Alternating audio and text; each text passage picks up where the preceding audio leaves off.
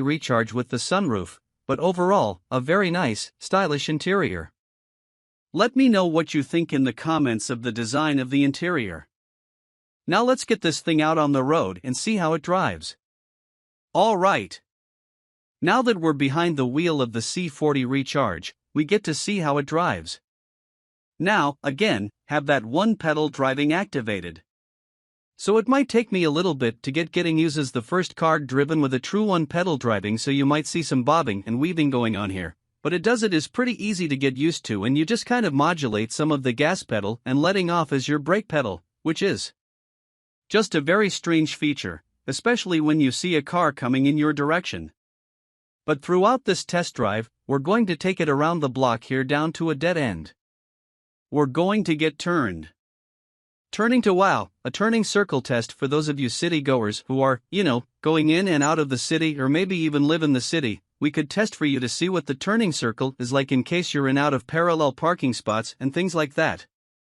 Just very interesting. This one pedal drive, I never imagined be able to drive a car with just one pedal. And it really does work pretty well. The brakes go on pretty good if you take your foot fully off the gas pedal to where the point where it truly is almost a one pedal drive, unless you really have to slam on your brakes for some reason. But turning circle is pretty good. But through the nature of the smaller architecture of this car, it's pretty common of a car S-Class to have a good turning circle. So it's better to have a smaller car in a city because of that reason. Now I have driven a C40 Recharge before. Whenever I see 40 Recharge, I'm going to see what's fairly similar, and the C40 Recharge really just blew me away with the acceleration, and I'm sure this car will do the same. It's a little over 400 horsepower and a 0-60, they say, is around 4.5 seconds, pretty fast for a car of this class. If you ask me. We'll definitely get an acceleration test coming up here. One thing you immediately notice in the C40 is you have a pretty small view out the rear. It is just enough. But I recently purchased a Camaro, and they are very known for having a terrible visibility out of the rear. And I would say this is even worse. But again, definitely doable. You get used to it pretty fast. But yeah, hopefully we'll get this car up to about 45, 50 miles an hour, add a little bit of late in the day traffic going on here. But hey, the speeds are right now. We have a pretty good amount of noise insulation. You got really no noise at all coming from the mirrors. Yeah, a little bit of noise coming from the cars passing by, and a little bit of tire noise too. But it's pretty well insulated car, if you ask me. You see, the lane keep assist does a pretty good job with keeping me in the lanes. I wasn't falling asleep. I purposely veered into the opposing lane when there's nobody coming just to see how that works. You almost get this rumble strip feel in the steering wheel, and you have the yellow lights light up in the dash right there to let you know that the lane keep assist is active, and it will gently steer you back into the lane if you go far enough over.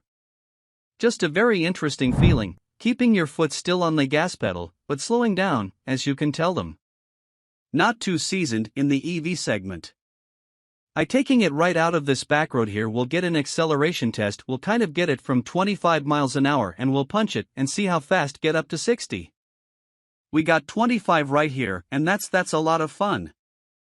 4.5 seconds to 60. There's a lot of vehicles that do that nowadays.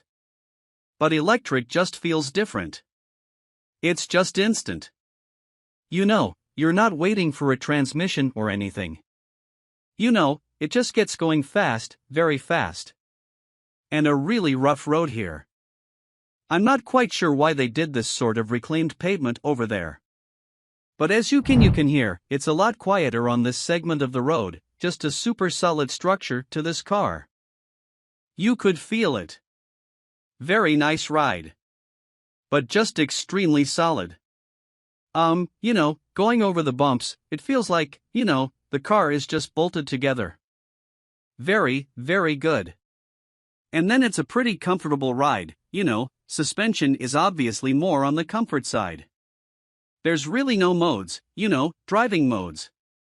This vehicle has other than that sort of off-road mode that you saw earlier in the video.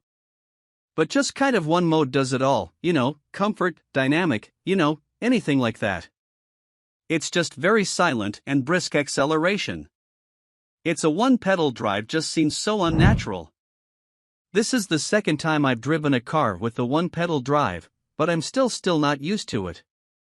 Oh, my car does have a little bit of body rolling. It is pretty heavy having a pretty large battery underneath the floor of the vehicle. This is pretty much the bumpiest part of our test drive here. And it's all patchwork and whatnot. But the suspension is really soaking up the bumps very nicely. More weight equals a more supple ride in most cases. And that is true with this vehicle. Definitely does ride nicer than the Z40 or, Z40 with the gasoline engine. It also just feels more solid. I don't know if the battery has something to do with tying in the structural integrity of the vehicle or what, but it's just unbelievably solid vehicle. And these seats are very comfortable too, as in traditional Volvo fashion, many people could agree that Volvo makes the most comfy seats in the industry. And this stays true with this car. Not the most comfortable seats in a Volvo that I've sat in. Obviously, we have the more basic Volvo in the lineup, and we have the 40, the 60, and the 90. But yeah, super comfortable seats nonetheless. Lots of adjustability with the lumbar and the thigh extensions. And the thigh extensions for me go a long way. I'm not quite sure what it is, but if I go on a little bit of a road trip, my legs start to hurt a little bit. But if I have a seat with these thigh extensions that don't seem to hurt. So that makes a big difference for me, at least. The thigh extensions. Now, the steering also has two different firmness to it, which is pretty interesting. Let's see if we can get that up here. Steering wheel firm. Let's see if that makes a difference. Yeah, it definitely does. Just a little bit off center. You can even feel it. That's a huge difference, but, definitely makes a difference. So it's pretty interesting here. All right. And we have one last straight right here, and we'll see if we have enough room to get another little acceleration of it. Yeah, it looks pretty clear. Such a fun acceleration from this car. Alrighty. So just kind of rounding out our review and test drive of the 2023 Volvo C40 Recharge and the Ultimate trim. Pretty nice vehicle. I have to say, I've always been a fan of the XC40. Ever since it came out. It's been one of my favorite Volvos. And now they added the C40 and the electric recharge version. I think it just adds some pretty neat elements, such as the blue carpets and just the kind of outlandish styling on the outside. I think this is a really cool vehicle. I'd like to also see if they would put a gasoline power plant in this car too. That might be something that I would be interested in my own personal vehicle, to be honest. But yeah, lots of great technology in here. The Google system I am warming up to. And when it first came out, I didn't really like it, but now I'm warming up to it. And it is pretty simplistic and just easy to use. And that goes a long way. But I hope you have enjoyed the C40 Recharge just as much as I have.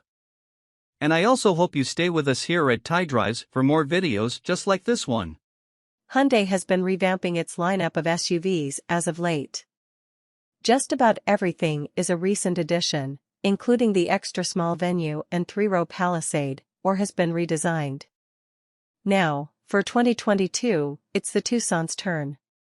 This is Hyundai's small SUV that competes against the likes of the Honda CR-V and Toyota RAV4. The automaker has historically played things safe and stuck to conservative styling conventions, but not with the 2022 Tucson. The newly redesigned 2022 Tucson is offered with a standard gasoline engine, a regular hybrid powertrain and a plug-in hybrid powertrain, which is the one we're covering here. Thanks to the combined effort of a turbocharged 1.6-liter four-cylinder and an electric motor, the Tucson plug-in hybrid boasts a total output of 261 horsepower, making it the most powerful Tucson in the lineup. A plug-in hybrid, PHEV, can be a great way to try out the EV lifestyle. This kind of vehicle is like a typical hybrid but with an extra-large battery pack that allows you to drive a certain distance on pure electric power. After a PHEV's battery runs out, the gas engine kicks on to carry you on to your next destination. Depending on how much you drive and how frequently you can recharge, it's possible to go months without ever needing to fill up on gas. The EPA estimates the Tucson plug-in hybrid can travel around 33 miles on a single charge, which is decent for this class of vehicle. And once you've used up the battery, you'll still be getting an estimated 35 miles per gallon. All-wheel drive is standard equipment on the PHEV, adding value and making it a more compelling pick for drivers who frequently drive on icy or snowy roads. A few other automakers also sell plug-in hybrid SUVs. The Toyota RAV4 Prime offers more than 40 miles of electric range as well as all the comfort and practicality you expect from a RAV4. Ford's Escape is also available in plug-in hybrid form, as is the Subaru Crosstrek. Then there's Kia, which is corporately related to Hyundai and offers the Sorento plug-in hybrid that uses the same powertrain as the Tucson. The Tucson easily holds its own among the competition, and it's worth checking out if you're interested in a stepping stone to a full EV or simply a sharp small SUV that helps you save on gas. Check out our expert rating below for our test team's complete scoring and evaluation of the new Tucson plug-in hybrid. How does the Tucson plug-in hybrid drive? Much like the hybrid version of the Tucson, the plug-in hybrid is superior to the gas version with quicker and smoother acceleration.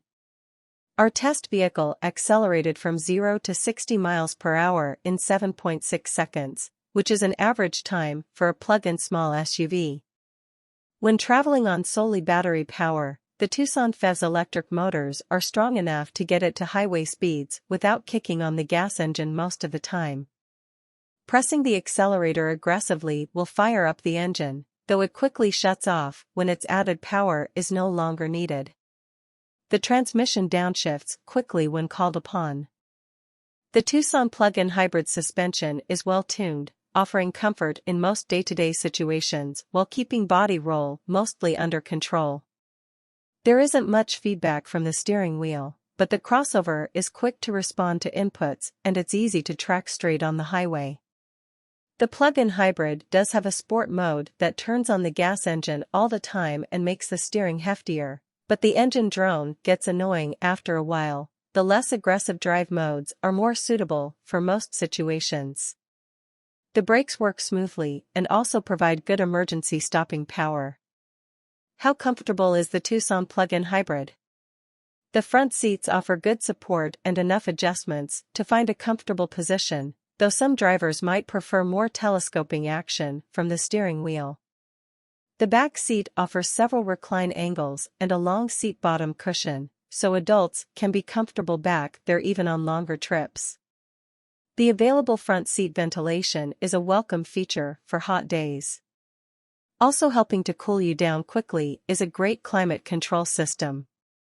Instead of a single auto setting, there are 3, low, medium and high, that make finding a comfortable fan, speed and temperature easy.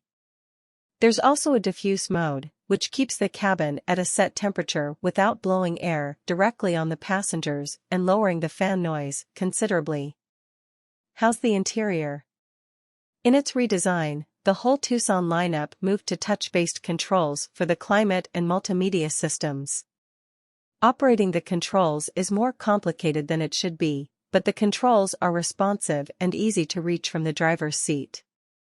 The biggest problem is that the glossy black panel that covers the controls holds onto smudges and fingerprints like it's starting a collection. Keeping a soft cloth to wipe the screen and the panel off is a must in the Tucson. The Tucson PHEV's interior room is a plus. Adults will have no problem sitting in the rear seats. Visibility is pretty good out of the front and to the sides, but the chunky rear roof pillars can block the driver's view out back. How's the tech? Hyundai's multimedia system is simple to use. Touch-sensitive controls placed near the screen allow you to get to the media, navigation, or home screens quickly. The Tucson's larger 10.3-inch touchscreen looks sharp, but the smaller 8-inch screen that comes standard on the Tucson has two advantages: wireless Android Auto and Apple CarPlay connectivity and physical volume and tuning controls. For some reason, the larger screen requires you to use a cable to use those smartphone connectivity features, and its volume slider can be annoying to use.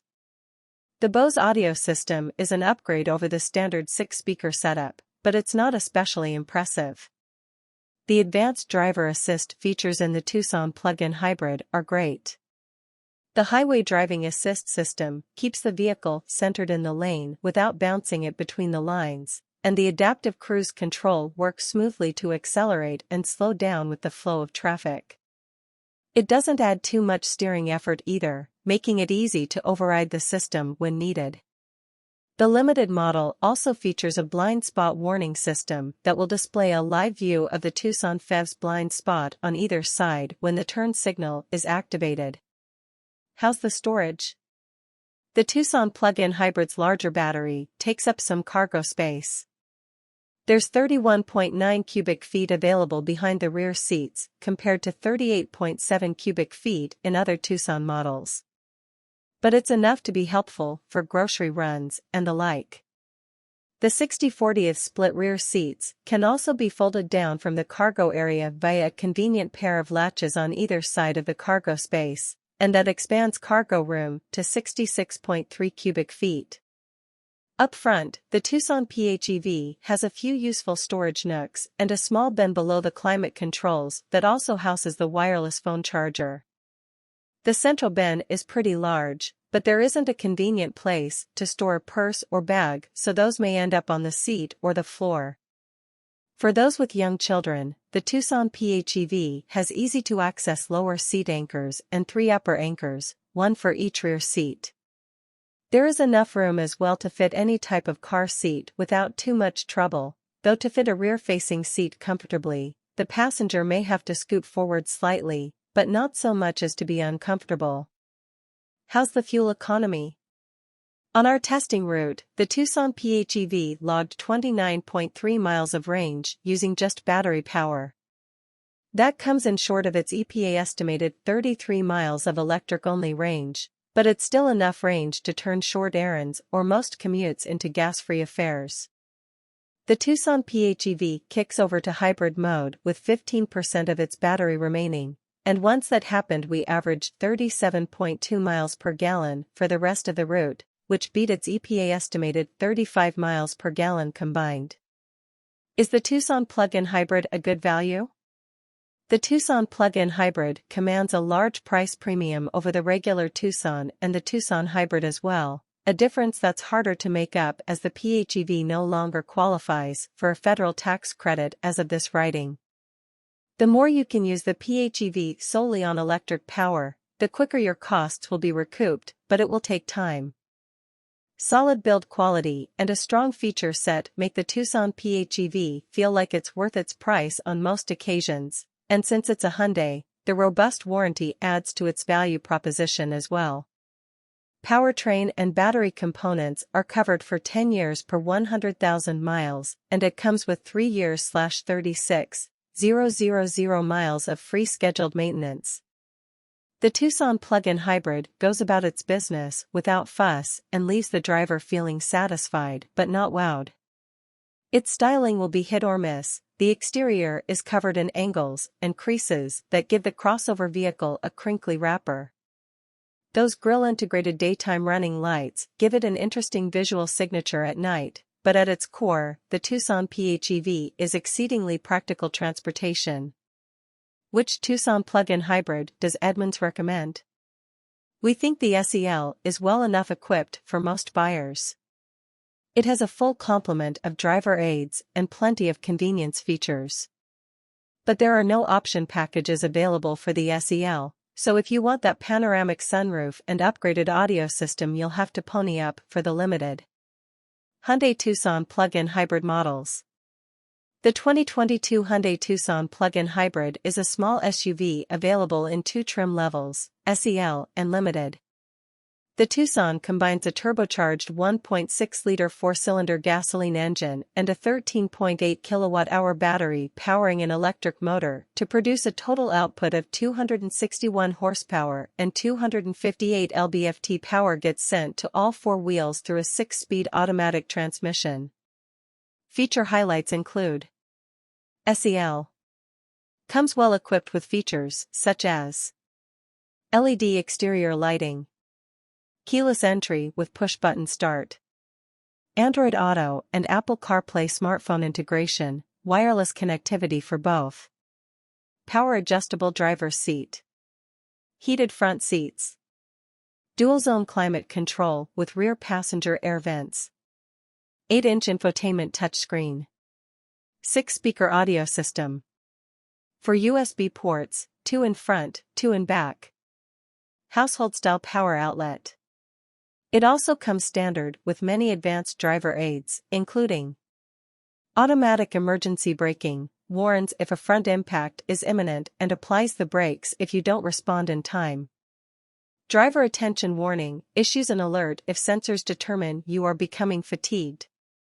Lane keeping assist, steers the Tucson back into its lane if it begins to drift over the lane marker. Blind spot monitor with rear cross-traffic alert, warns you if a vehicle is in your blind spot during a lane change or while in reverse. Safe exit assist, can prevent a passenger from opening a door into traffic approaching from behind. Adaptive cruise control, maintains a driver set distance between the Hyundai and the car in front. Limited adds a substantial amount of extra equipment, including panoramic sunroof, dark chrome exterior trim. Parking sensors alert you to obstacles that may not be visible in front of or behind the vehicle when parking. Paddle shifters, rain sensing wipers, improved voice recognition software, adjustable ambient lighting, digital instrument panel, auto-dimming rearview mirror, leather upholstery, heated, leather-wrapped steering wheel, power-adjustable passenger seat. The Limited also has more technology and driver assist features, including upgraded Bose audio system, 10.25-inch infotainment touchscreen, power-adjustable front passenger seat, ventilated front seats, heated steering wheel and rear seats. Surround view camera system gives you a top-down view of the Tucson and its surroundings for tight parking situations. Blind spot camera displays an image of the vehicle's blind spot in the instrument panel when you activate a turn signal. Rear collision mitigation braking applies the brakes automatically to stop the vehicle to avoid or minimize a collision. Lane keeping system makes minor steering corrections to help keep the vehicle centered in its lane. Planning on towing or hauling a lot of stuff with your SUV? The 2023 Ford Expedition might be just what you're looking for. This large 3-row SUV offers seating for 8 and is one of the biggest and most capable vehicles out there. But it's also plenty refined and offers just about everything Ford supplies these days in regards to technology, including Blue Cruise, which is a helpful hands-free driver assist system for use on select highways. Much of the Expedition's robust capability comes by way of its truck-based underpinnings. Ford says you can pull up to 9,300 pounds with the Expedition when it's properly equipped. That's enough to pull a good-sized trailer or boat. Or if you need space for a family road trip or to help move house, there's the long-wheelbase Expedition Max body style and its substantial 121.5 cubic feet of cargo space behind the first-row seats. The Expedition is one of just a few large SUVs around. The Chevrolet Tahoe and GMC Yukon, plus the related Suburban and Yukon XL, are the Expedition's primary rivals, but you might also consider the relatively new Jeep Wagoneer or Wagoneer L. Toyota is out with a redesigned Sequoia, too. What's the best max-sized SUV for you? Read our test team's expert rating to find out how the Expedition stacks up. We're impressed with the V6 engine's muscle. Any SUV this large can't really be this quick, can it? We tested an Expedition Platinum with 4WD, and it accelerated from 0 to 60 miles per hour in 6.9 seconds. That's almost a second quicker than a comparable Chevy Tahoe. The Expedition is responsive and easy to drive when you aren't burying the accelerator into the ground too. The brake pedal is slightly squishy when you first press on it, but ultimately it's pretty easy to come to smooth stops, which is the important part. The steering has a light effort and helps to make this Expedition feel a little less humongous. While you won't likely be driving your Expedition with Secret Service-like urgency, there are some pretty admirable qualities here for such a large SUV. It's no Mercedes GLS, but this does not feel clumsy. The Expedition's front seats are comfy and cushy. They have multiple zones of lumbar support and even have a massage function in the higher trims. The second row seats are also decently plush. The third row seating is firm but still adequate for adult use. The Expedition's ride quality is pretty smooth too. We were less impressed by the Expedition's climate control. The airflow from the vents is noisy and not particularly strong. The seat heaters also might disappoint if you really like them to get hot. On the upside, the Expedition is impressively quiet on the highway and around town. How's the interior? The Expedition makes full use of its interior space. It's roomier than the Chevy Tahoe and gives every passenger ample room and comfort. The third row's accessibility is particularly impressive, allowing even adults to get in and out without much more effort than it takes to sit in the second row. The center console is a bit button-heavy. It's not immediately user-friendly, but it doesn't require too much time to master. It's a simpler layout than the Tahoe's too. Visibility out of the front is hampered by the massive windshield pillars. But even though the rear window looks to be a mile away, a clear backup camera and available 360-degree camera system take the edge off backing up.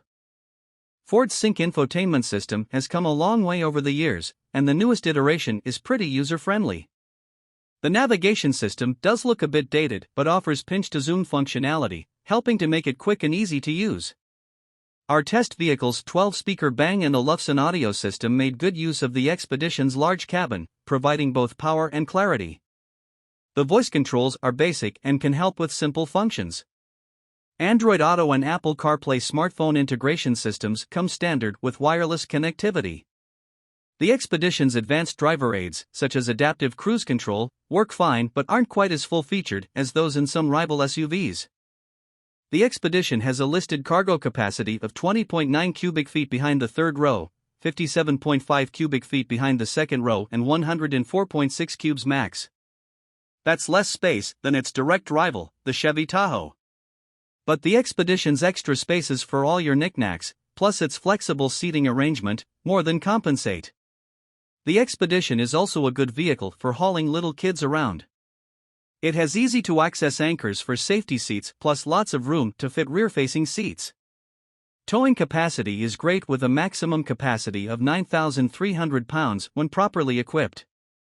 The Expedition gets an EPA estimated 19 miles per gallon in combined city/highway driving. That's similar to what the EPA posts for other large SUVs. But we had difficulty matching the EPA's numbers in our real-world testing. Something else to consider is that premium fuel is required to get the quoted power numbers. During our time with the Expedition, we could notice a difference in performance between regular and premium fuel. The Expedition is priced comparable to other large SUVs such as the Chevy Tahoe. Warranty coverage is also typical for a non-luxury automaker. Interior build quality and materials choices slightly exceed what's available from its crosstown rivals. The Expedition isn't fun to drive in the classic sense, but it is rewarding to summon its muscle car-like torque and use this big SUV for its intended purposes. Road trips, daily commuting and heading out to the great outdoors are all right up the Expedition's alley. The mid-range limited trim gets our recommendation in the Expedition lineup. It adds convenience and luxury items such as a hands-free liftgate, leather upholstery, premium audio, adaptive cruise control and a navigation system to justify the cost increase. It's also eligible for a more powerful engine and sports suspension as part of the Stealth Performance package. The 2023 Ford Expedition is a large 3-row SUV that's available in 6 trim levels: XL, XLT, Timberline, Limited, King Ranch and Platinum. 2024 Audi Q8 e-tron and Q8 e-tron Sportback go farther, quietly. The Audi Q8 e-tron and its smooth-backed sibling, the Q8 e-tron Sportback, enter 2024 with a new name, more range, more efficient batteries, better aerodynamics, and faster charging. The mechanical changes address customer concerns about range and performance, while the name change, from just plain e-tron to Q8 e-tron, is to give buyers a better sense of where the big two-row SUV sits in the brand's lineup of EV and ICE offerings. Like the gas-powered Q8, the Q8 e-tron sits at the top of the range, a roomy cruiser ready for glamorous day trips or making day-to-day errands feel glamorous. The base model starts at $75,595, and the Sportback Launch Edition we drove, with the dark chrome S-line trim and orange piped leather interior, rings in at $95,395 with options. Q8 e-tron range and charging times. The dark chrome and orange details are hints that the Q8 e-tron is a luxury SUV with a touch of sporty flair. It gets a bit more flair for 2024 with both a redesigned grille and headlights that highlight its slightly wider body. The styling changes also reduce drag, achieved through new wheel designs, shutters in the nose that can open for cooling and close for smooth sailing, and bodywork around the wheel wells that channels the wind. The wind cheating helps the 2024 Q8 e-tron get better range than the 2023 e-tron, an EPA estimated 285 miles for the standard version and 296 miles for the Sportback, 300 miles with the optional Ultra package, up from 225 to 226 miles before. The improved aerodynamics also let the air also pass by with barely a whisper of wind noise, even on the highway. The Audi's improved efficiency isn't just from the aero updates. The Q8 uses two motors, and for 2024, the rear motor gets extra windings that allow it to create a stronger magnetic field from the same incoming electricity. The result is more torque and reduced energy consumption.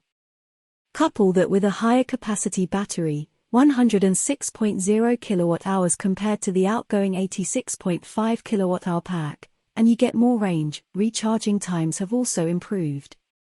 The 2024 Q8 can now take in 170 kilowatts, up from 150 kilowatts, at a DC faster charger and should be able to go from an almost empty 10% battery to a back-in-action 80% in around 31 minutes, according to Audi. For Level 2 home charging, the standard 9.6 kilowatt charger will refill the battery overnight, in about 13 hours, while an optional 19.2 kilowatt setup, an $1,850 upgrade, can do it in half that time, driving the Q8 e-tron. We have to admit we weren't doing charging math while behind the wheel of the Q8 e-tron. In fact, we were somewhat startled to look down after a glorious run through the dappled light of a Northern California redwood forest and realize we had about 40 miles of range left. It's easy to lose track of how far you've gone because the Q8 is so pleasant to drive. It's quick, with a combined 402 horses from its two motors, but not neck-snappingly so. From a stoplight, a foot to the floor would get you to 60 miles per hour in 5.4 seconds, according to Audi, which is middling acceleration by EV standards. And yet it strikes us as just the right amount of power for an SUV of this size, not so fast that you're backing off in a panic if you get a little heavy-shoed, but plenty torquey enough to power out of curves and confidently merge into fast-moving traffic. Changes to the Q8 e-tron steering and suspension improve the driving experience. A quicker ratio of 14.6 to 1 instead of the previous 15.8 to 1 results in a more responsive wheel. The front suspension gets a stiffer bushings, and the adaptive air springs, which offer 3.0 inches of height adjustment, soak up bumps and ruts with aplomb. Along with the suspension settings, the Q8 offers 7 different drive modes, which alter ride height, accelerator response, steering feel, stability control programming, and power delivery. Brake energy regen can be adjusted via paddles on the steering wheel, and the most aggressive setting will just about bring the car to a complete stop. The brake feel is fantastic, with no grabby spots in the pedal travel as the Q8 transitions from regen to friction braking. As is often the case on California's Highway 1, we had to stop several times due to road construction. In the Q8 e-tron Prestige, with its massaging seats, the delay afforded the opportunity to kick back and admire the drifting coastal fog as it floated gently over the panoramic glass roof. Well, during the second stop, we were able to do this. The first one was spent delving through the extensive menus in the 10.1-inch upper display screen to figure out how to turn off the various lane-keeping beeps. For the record, it's in both the settings menu and on the end of the turn signal stalk. The Q8 is screen-heavy, with a second display for climate controls below the main infotainment screen. There's also screen-based instrumentation, and in the Prestige trim we drove, a head-up display. The Q8's interior is much like the exterior, with a design that could be more radical but certainly won't upset anyone. The center console layout doesn't make the best use of space for storage, with cup holders crammed up against the shifter and the vertical phone slot, but there is a left side drawer in the dash that's perfect for parking garage tickets and secret snacks.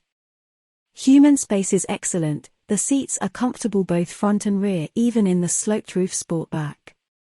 Electric vehicles and SUVs lend themselves to comfort and luxury. Audi was wise to recognize that and not attempt to make the Q8 too focused on handling or acceleration. The improved range means less worry about recharging, allowing drivers to relax and enjoy the smooth, quiet ride. Beneath the purple skin specific to this commemorative edition 50 jar that celebrates a half-century of BMW's M division, and shared by all M3 competition models, is a stonking 503 horsepower twin-turbo 3.0-litre inline-six. With launch control engaged and the boost holding above 15.0 psi, the quickest ever 3 Series leaps to 30 miles per hour in 1 second.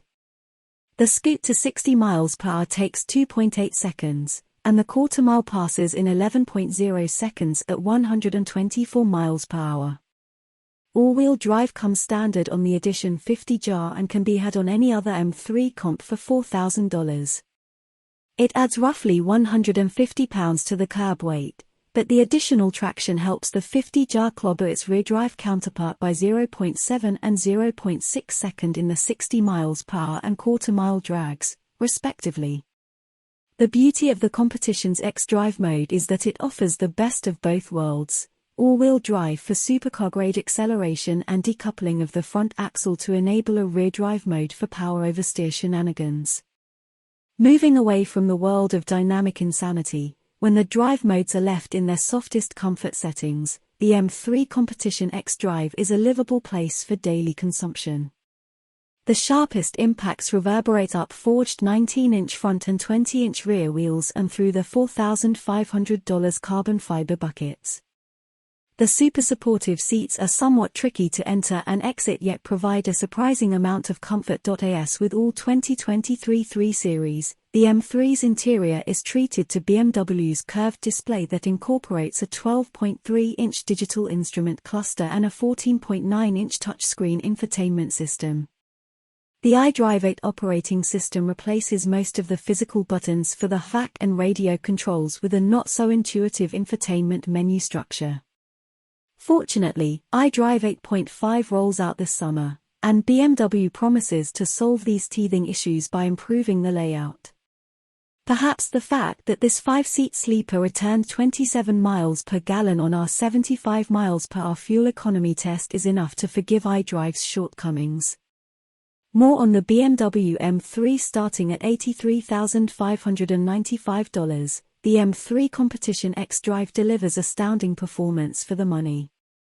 The Edition 50 jar comes standard with a carbon fiber splitter and decklid spoiler, titanium tailpipes trimmed with carbon fiber, M Sport seats, a 50 jar specific carry-on suitcase, the executive and parking assist packages, adaptive LED headlights with laser light, wireless device charging, an M Shadowline trim, swelling the Windows sticker to $96,695. The only extra cost options are the aforementioned carbon fiber seats and carbon ceramic brakes. But its time at the top of the 3 Series hierarchy will be limited. The lighter 2024 cubic meters CS with an extra 40 horses and Michelin Pilot Sport Cup 2 tires arrives in the second half of this year. Whether the CS's $36,100 upcharge is an economically sound decision remains unknown, but it'll certainly contest the throne. 2023 Mercedes-Benz GLC 300 Formatage. As goes the Mercedes-Benz C-Class, so goes its sport utility sibling, the GLC Class.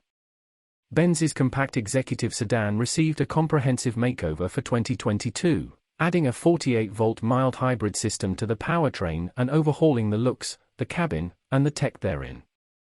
Now, it's the GLC's turn, and while the 2023 GLC 300 may not look all that different from the outside, it's grown a bit and picked up some notably nicer accoutrements. The 2023 GLC 300 hides its newly envisioned dimensions well in pictures, but it does appear portlier in person. With the wheelbase unchanged at 113.1 inches, and length expanding 2.4 inches to 185.7 inches, all that growth goes right to overhang, an observation our bathroom mirrors are all too familiar with. Luggage capacity is up by nearly 3 cubic feet, to 22 total. Since the wheelbase is unchanged, it shouldn't come as a surprise that front and rear legroom change by just 0.1 inch, the front shorter, rear longer, and feel no different in the new model. A few other dimensions have been massaged to boost aerodynamic slip. The GLC 300's drag coefficient now measures 0.29, an improvement of 0.02 over the outgoing model. Overall height is down 1/10 of an inch, the front track grows by 0.3 inch, and the rear track is nearly a full inch wider than before. Weight is up a fair bit, to 4,406 pounds versus the 4,122 pounds we measured in a 2020 model. Whether it's purchased with rear or all-wheel drive, a $2,000 upcharge, the GLC 300 is now a 48-volt mild hybrid. The integrated starter-generator bolts up to a turbocharged 2.0-liter inline-4, producing the same 255 horsepower as before, but torque rises 22 pound-feet to 295. The electric motor can add up to 23 horsepower and 148 pound-feet, but not at peak. That motive force gets routed to the wheels by way of a smooth-shifting 9-speed automatic transmission. With nearly 300 additional pounds of mass being shoved around and only 22 extra pound-feet on tap, the 2023 GLC 300's acceleration suffers, but not by much. The GLC 300 reaches 60 miles per hour in 5.7 seconds, 0.3 seconds behind the 2020 model. The story's similar in the quarter, with the 2023 model crossing the line in 14.4 seconds at 95 miles per hour, a negligible difference to the 2020's 14.2-second run at 96 miles per hour. These numbers remain superior to the last BMW X330i we tested, and they're about even with the Audi Q5 Some of this comes from the tires, which on the 2020 model had 235 divided by 55 R-19 Pirelli Scorpion Verde. All-season run flats at all 4 corners. Our 2023 example wears wider, staggered AMG wheels, $850, and rolls on 20-inch Continental Eco Contact 6 summer rubber measuring 255/45 up front and a whopping 285/40 in the rear. That Rubenesque contact patch certainly helps explain our improved skid pad figure of 0.88 G, besting the old GLC's 0.85 G, not that impressive, though, when accounting for the transition from all-season to summer tires. Mercedes's tweaks to the 2023 GLC Formula Boost EPA estimated highway economy to 31 miles per gallon, 3 miles per gallon more than the outgoing model. The GLC 300's newfound electrification also sweetens the SUV's on-road demeanor. This stop-start is among the smoothest on the market, reviving the gas engine with nary a shudder. Under deceleration, it's difficult to notice when the engine shuts off for low-speed coasting. This smoothness extends to the steering, banefully so, as it's devoid of off-center buildup and is just numb all around, and the brakes, which are easy to modulate for consistently smooth stops.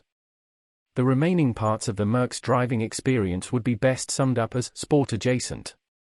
The GLC's standard adaptive dampers keep things nice and smooth over mildly uneven parts of the roadway, and body motions are well controlled, but more dramatic humps and bumps transfer a good bit of motion inside. If we were ordering our own GLC 300, we'd stick with the standard 18-inch wheels, with tires that have thicker sidewalls and should deliver a better ride on Michigan's Martian roadscape. Chuck the GLC into a corner and, sure, it'll lean more than a C-Class, but it stays well sorted and makes a good case for taking the long way back from school drop-off. The four-banger sounds pretty good when you give it the beans too. It's a damn shame about that steering considering how well sorted the rest of this car is.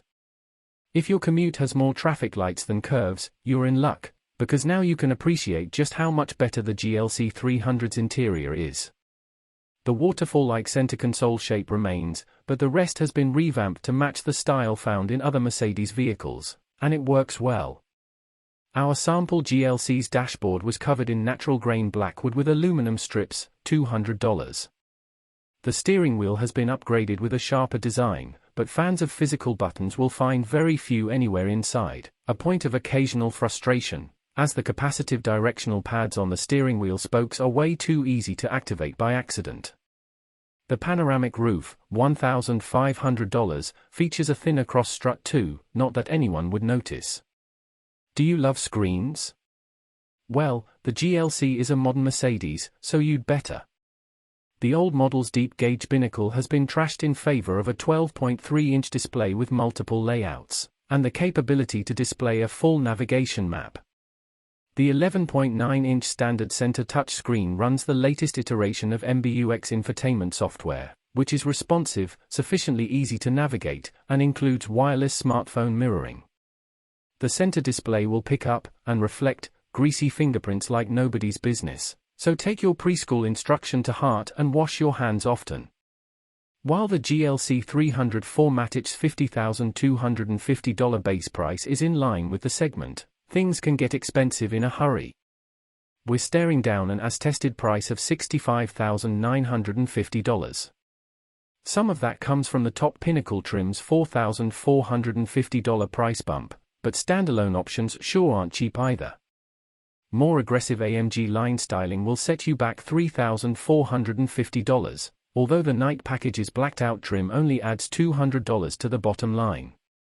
The driver assistance package contains all the usual active and passive driver aids for an extra $1,950. Even this specific shade of cardinal red metallic is a hefty $1,750. Despite the bit of sticker shock, the 2023 Mercedes-Benz GLC 300 4MATIC is a strong contender in the Entralux department. Its cabin is vastly improved over its predecessors, while its new hybrid components add a dollop of smoothness to around-town duties. Yet it still can let loose and have a little fun, even with the extra junk in the trunk. Cars are Andrew Croc's jam, along with Boysenberry. After graduating with a degree in English from the University of Illinois at Urbana-Champaign in 2009, Andrew cut his teeth writing freelance magazine features, and now he has a decade of full-time review experience under his belt. A Chicagoan by birth, he has been a Detroit resident since 2015. Maybe one day he'll do something about that half-finished engineering degree.